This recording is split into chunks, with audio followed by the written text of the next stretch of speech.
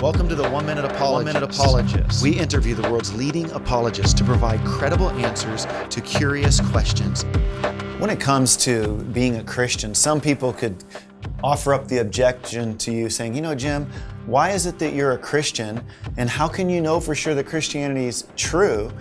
Granted, you feel good about your Christianity, and that's great, but there are so many other faith alternatives. How do you know that maybe something else isn't true? Yeah, you know, you do a book on when you're examining closely the claims of the Christian gospel writers, and then someone will ask you in a Q&A afterwards, hey, did you do the same investigation with Islam, or did you do it with some other, how do you know? Why'd you stop? I mean, if you haven't examined every single possible claim about God, how could you know this one's true?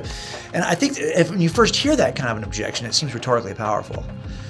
But I think if you really think it through, as a guy who works criminal cases, I work cases where people have done murders. And let's say the suspect was described as a white male of about 6 feet high. Well, that describes both of us.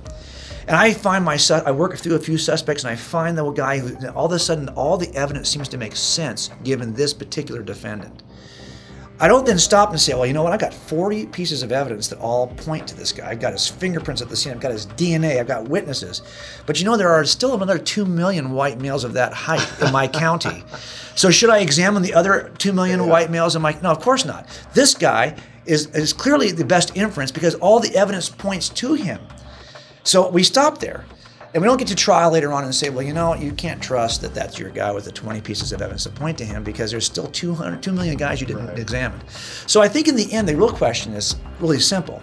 Do I have a good evidential reason to believe that this is the correct suspect? To stop the investigation here because it's overwhelming. So I would say the same thing about Christianity. If the evidence is overwhelming and it brings me here, and it all points to this, to the reliability of the Gospels, whatever the criteria we're going to use, then it doesn't make sense to say, well, I can't trust it until I examine every other possible configuration. Again, if the evidence is strong, we're done.